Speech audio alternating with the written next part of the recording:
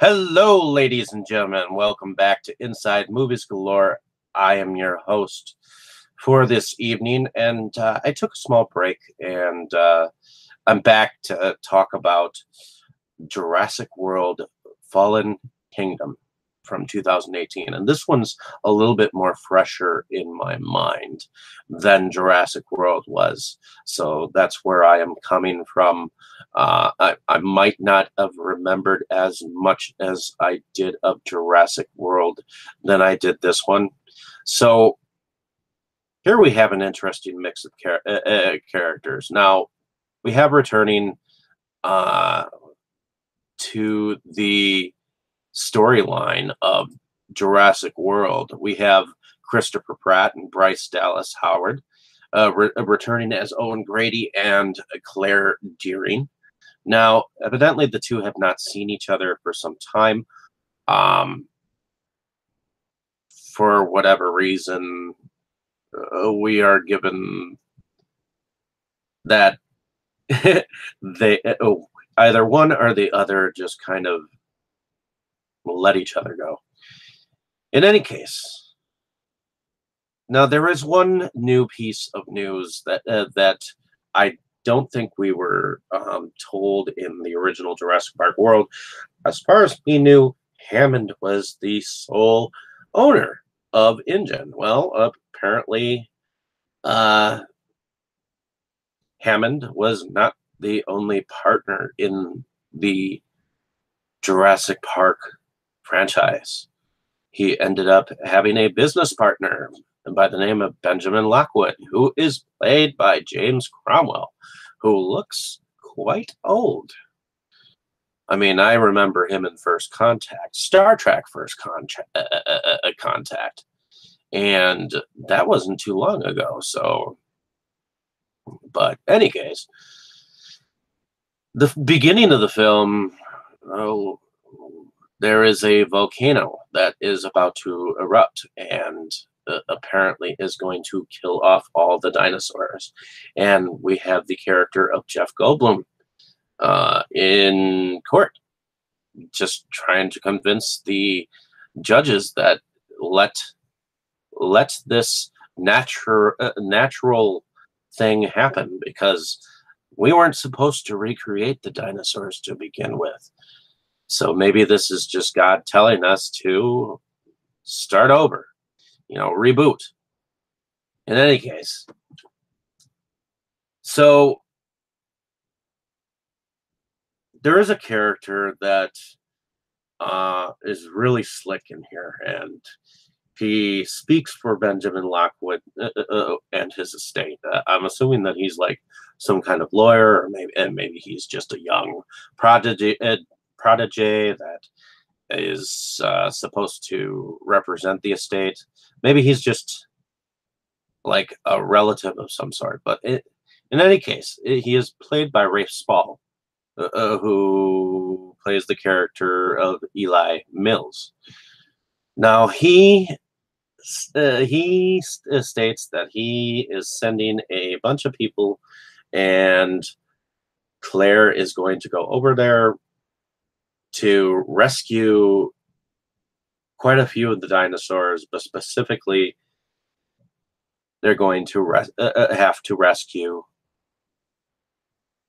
a raptor, which just so happens to be the raptor that was Owen Grady's favorite, and she has to go and talk to him. Well, ultimately, he does, even though he at first refuses to go. He does show up to go on this trip to go and save these dinosaurs, and they end up going there and being somewhat controlled by a character that I believe played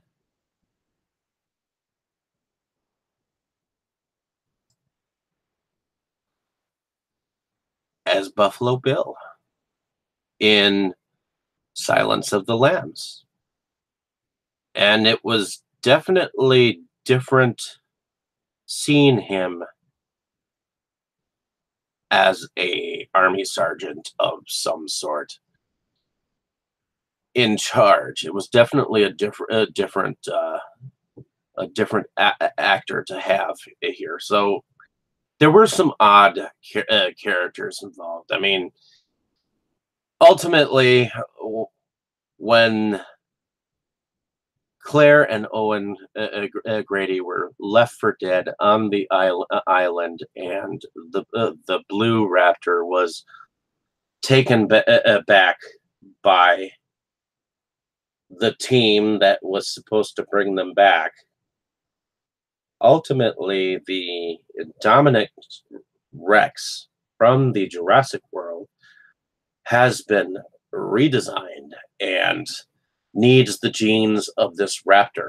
Well, the other dinosaurs, they were just going to auction off to the highest bidder. And that auctioneer ended up being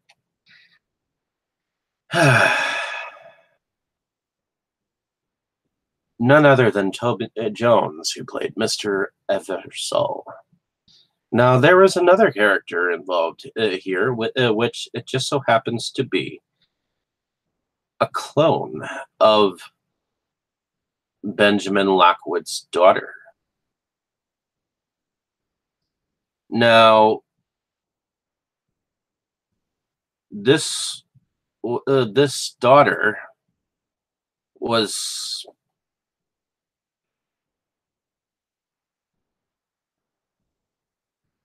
definitely by the name of actress Isabel Sermon, and she played a phenomenal role in here, even though I know that people were getting a Resident Evil 6 kind of vibe with what she was, but ultimately she ended up remembering the code to go to the secret lair inside the home where Eli Mills was talking to this Mr. Eversole about the Indominus Rex and everything else that went with it.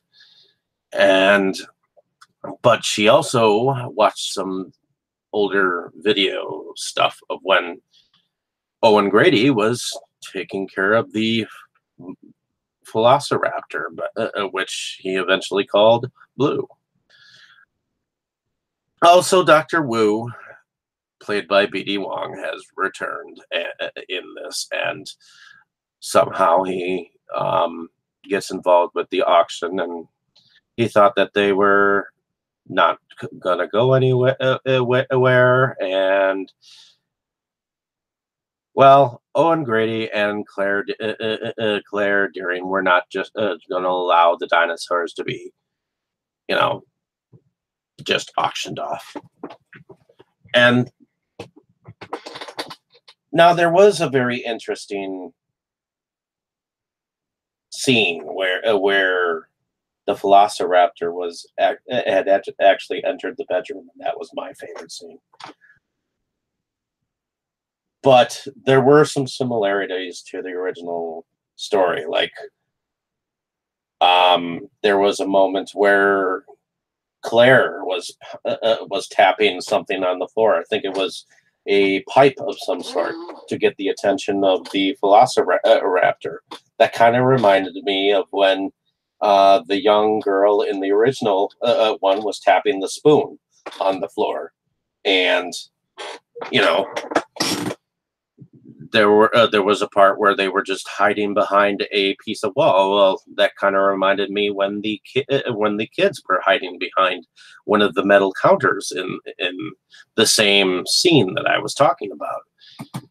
So there are similarities to this film that have something to do with the original Jurassic Park. So there's not really a lot of things that you see new in here. You ultimately, but there is a beautiful scene of right right before the volcanic eruption happened, where you see a brachiosaur standing up against the dock, and you see it just rise up in the air, and it is just a beautiful sight. I have always felt like that moment when you see the brachiosaur rise up and then just drop down, and you hear like thunder as it drops. That is just a beautiful scene.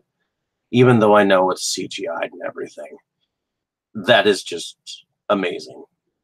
In any case, I know that people didn't like this film. I don't understand why they didn't just enjoy it for what it is. It was nothing really that different.